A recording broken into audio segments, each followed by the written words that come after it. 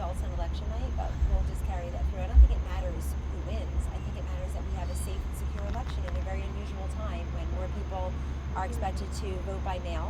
We just want to make sure people are receiving one ballot and sending in one ballot. You've seen many examples in New York, for example, and other places where they had to disqualify 80-some thousand ballots in a very recent election. That's just one state or one congressional district where they didn't know Carolyn Maloney didn't know her fate for weeks and weeks and weeks.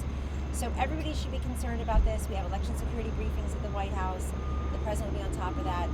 I just would take everybody back to October 19th and 20th, 2016, when the president famously said, will you accept the election results? Because you all said and everybody else said that he was going to lose, and he said, we'll wait and see. Hillary still hasn't accepted the election results, so I'd look at that before I talk about 2020. But we just want a safe and secure election. One person, one vote.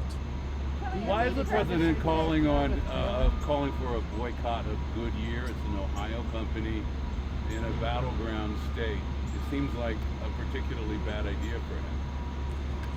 I don't know what you're talking about. I've been. He called for a boycott of Goodyear on Twitter. Why? Apparently something about MAGA hats. Keep going. I mean, you can't just throw a question out and not tell everybody why. Right. But I mean, is that a reason to boycott an American company? You can ask the president at 5 o'clock. He'll be briefing.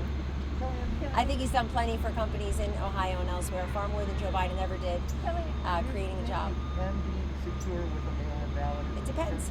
It can be, but it depends. On what? It depends on whether all the protocols are followed. And are you all guaranteeing those protocols are being followed? Am I guaranteeing those protocols are being followed? Is this administration trying to follow those protocols? Of course.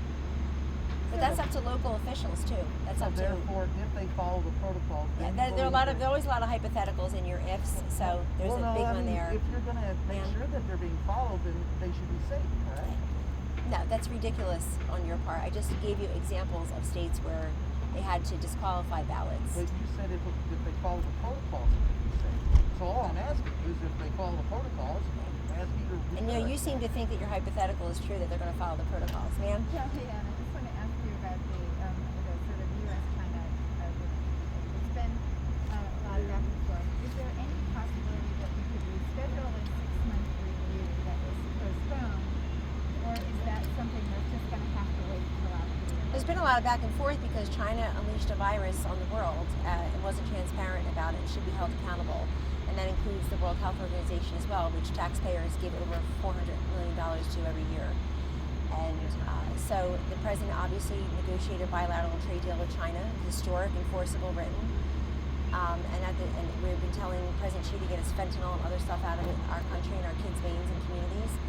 But on the virus, people are very upset. I've seen the polling where more Americans are focused on China and upset with them for this. So the president makes very clear on a daily basis when he's asked what he thinks of this. And that's got to be part of the relationship moving forward. I think he was quoted just this past weekend saying something to the effect of, Friday, because I was on the tarmac with him when he said, I look at China a very different way now. I've never looked at it this way before. So that all has to be part of what's being discussed with those. Will that be a big theme in the convention this weekend? Are you lining up speakers? And how do you get the maximum number of people here onto the grounds of the White House? The president really feeds on that energy. But, I was on a trip yesterday when they were, he was giving, there were hundreds of people in Yuma.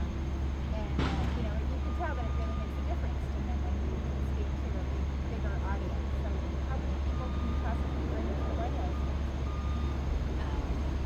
You'll have to be surprised next week. I don't know if the number of people matter. I think that he's going to be speaking on a world stage. And one thing I will tell you is that his speech will be a review of the progress report of his first administration, also the vision piece moving forward, and that we have a choice to make.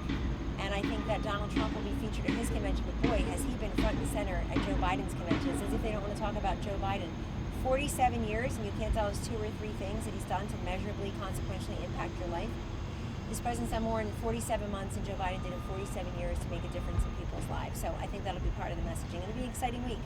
Only the president, you want to picture these people as president? Only the president can deliver that from here. Only the First Lady can be here delivering her address, which also is excellent.